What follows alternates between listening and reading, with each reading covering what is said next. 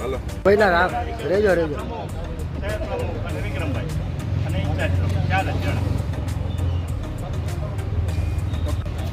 ભરતભાઈ હટતા જાજો ઊભું ન રહો. હા છે જ નહીં 1% ભાઈ.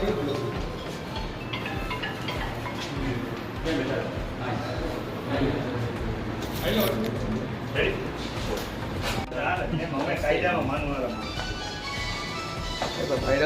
આવા તત્વો હોય કે જે ભારતીય જનતા પાર્ટીને રાજી રાખવા માટે થઈને એમની સાથે બેસવા માંગતા હોય, એમના લાભ લેવા માંગતા હોય તો એમની ઉપર કડક શબ્દોની અંદર આપ કઈ અને એક્શન લ્યો એ મારી આપની ભાષા છે.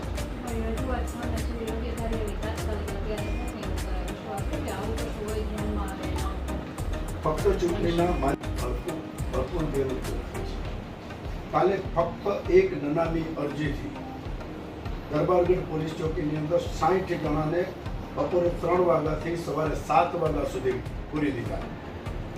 જેના નામની અરજી હતી એમને પણ જાહેર કર્યું કે મેં આવી કોઈ અરજી જ નથી કરી. આવા કારણોસર જો 60 જણાને 4-4 કલાક ચૂંટણીની અંદર બેસાડી દઈએ, ગુંડા તત્વોને છૂટો દોર, જેના ઉપર ગંભીર ગુનાઓ છે, જેને પોલીસ ઉપર હુમલા કર્યા છે, એવા લોકો ખુલ્લા ભાજપનો પ્રચાર કરે છે. આને છૂટો દોર આપી દેવામાં આવ્યો. જો આ ન્યાયિક ચૂંટણી લાગતી હોય આપને તો આપ આને ન્યાયિક ચૂંટણી કહો. અમે આને ન્યાયિક ચૂંટણી નથી કહેતા. અમારા તરફથી એક પણ કમ્પ્લેન ભૂતકાળમાં પણ નથી, આજે પણ નથી. ફારસ હું તો એમ કહું છું કે બધા આખા ગુજરાતની અંદર જો આવી ચૂંટણી કરવાની હોય તો બંધ કરીને ભાજપને જીતેલા જાહેર કરી દો. અમને વાંધો નથી. અમને લોકશાહીનો હક છે. અને નનામી અરજી કોઈ પણ વ્યક્તિ કરે ને વ્યક્તિ પણ આવીને એમ કે મેં આવી અરજી નથી કરી અને 4-4 કલાક સુધી ચૂંટણીની અંદર 24 તારીખે બપોરે 3 વાગ્યાથી સાંજે 7 વાગ્યા સુધી આવા કિંમતી સમયની અંદર જો આવું હેરેસમેન્ટ કરે તો મારી ચૂંટણી કઈ રીતે? અમને આપની પાસે આશા છે. આપ અમને ન્યાય આપશો. તંત્રને આપ કહેશો કે તંત્રનો દુરુપયોગ ન કરે, આવો ખોટો ઉપયોગ ન કરે. જનતાને નથી કરવા દો. જનતાની ઈચ્છા પડે ને મત દેવા દો. અમારા તરફથી કાંઈ અડચણ હોય તો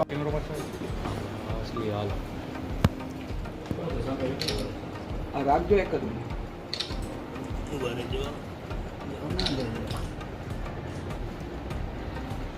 મિત્રો, આપ જાણો છો એમ મહાનગરપાલિકાની ચૂંટણી ચાલી રહી છે. મને હજી સમજાતું નથી કે આ ચૂંટણી અમારી સામે ભાજપ લડે છે, આમ આદમી લડે છે, અન્ય પક્ષ લડે છે કે તંત્ર લડે છે. તંત્ર ખુલ્લે આમ નંબર પ્લેટ વિનાની ગાડીઓ લઈને ડ્રેસની અંદર આના પુરાવા સહિત આઈજી રાજકોટ નિરીક્ષરાયને મોકલ્યા છે. નીચે પણ પોલીસને આપ્યા છે. જો આ જ રીતે ચૂંટણી કરવાની હોય તો ચૂંટણીનું નાટક શું કામે? ખુલ્લા જેમ ચાઇનાના ચૂંટણી થાય છે, જેમ રશિયાની ચૂંટણી થાય છે, જેમ ઉત્તર કોરિયાની ચૂંટણી થાય છે, એ રીતની ચૂંટણી કરાવી લો ને. જનતાનો અધિકાર 700 સીટો બિનહરીફ કરાવીને તો જટી લીધો. જ્યાં તમે દાદાગીરીથી પૈસાથી ફોર્મ નથી ખેંચાવી શક્યા, ત્યાં તંત્રને ખુલ્લો દોર. આવું શા માટે? ગઈકાલે ફક્ત એક નનામી અરજી દરબારગઢ પોલીસ ચોકીની અંદર કોઈએ કરી. 60 લોકોને 24 તારીખે બપોરે 3 વાગ્યાથી 7 વાગ્યા સુધી આ ચૂંટણીના આવા પરિસ્થિતિની અંદર 60 લોકોને 4 કલાક બેસાડી દેવામાં આવે. અને જેને અરજી કરી હતી એને પણ કીધું કે મેં આવી કોઈ અરજી જ નથી કરી. જો તંત્ર આ રીતે ચૂંટણી લડવા માંગતું હોય તો લોકશાહી પરથી લોકોનો થોડો ઘણો વિશ્વાસ છે એ પણ પૂરો થઈ જશે.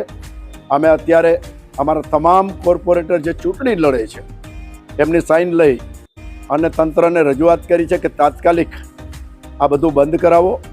આવી જ ચૂંટણી જો થશે તો ભવિષ્યમાં ચૂંટણી નામની કોઈ વસ્તુ જ નહીં રહે. લોકશાહીમાં લોકોનો અધિકાર છે, લોકોએ કેને મત આપવો એનો અધિકાર છે. એમને એમના અધિકારનું પાલન કરવા દો. અને આપના મીડિયાથી લોકોને પણ કહું છું કે ક્યાંક બ્રેક મારો, નહીંતર હવે જે હિટલરો પેદા થયા છે ને વિશ્વમાં, એમાં ઇન્ડિયામાં પણ એક હિટલર પાછો પેદા થઈ રહ્યો છે. તમે એ હિટલરને પેદા કરી રહ્યા છો. એમાં તમારી સ્વતંત્રતા, તમારી આઝાદી એ ખતરામાં છે. અમને વાંધો નથી. આટલી જ વાત કરી અને આપને પણ વિનંતી કરું છું કે અમારો આ મેસેજ જનતા સુધી પહોંચાડો. મને ભરોસો છે. મને લોકલ જે અધિકારીઓ મળ્યા છે એમને ખાતરી આપી છે કે વિક્રમભાઈ આવું કાંઈ નહીં થાય. જે ડિવિઝનના અધિકારીઓ છે એ અધિકારીઓ, ખાસ કરીને એ ડિવિઝન 2 ડિવિઝનમાં આ પ્રોબ્લેમો છે. બી ડિવિઝનના પીઆઈ અત્યારે અહીંયા મારી સાથે જ કલેક્ટર કચેરી હતા. એમને કીધું કે અમે ન્યાયપૂર્ણ રીતે ચૂંટણી થવા દેશું. કોઈ પણ જાતની કમ્પ્લેન હોય તો આપ મારું ધ્યાન દોરજો. હું આપની સાથે છું. મને આવા અધિકારીઓ ઉપર ભરોસો છે. એ ડિવિઝનના પીઆઈને હું મળ્યો નથી, પણ બી ડિવિઝનના અધિકારીએ મને ખાતરી આપી છે અને મને એમની જીવાન ઉપર ભરોસો છે. હું ઈચ્છું છું કે જનતા એના મતનો અધિકાર એ એમને જ્યાં પણ આપવું અહીંયા કરે. અમે તો 30 વર્ષથી હારતા આવ્યા છીએ અને હજી પણ જનતા અમને જો હાર આપશે તો અમે સ્વીકારી લેશું, પણ એ જનતા હાર આપે તો, તંત્ર નહીં.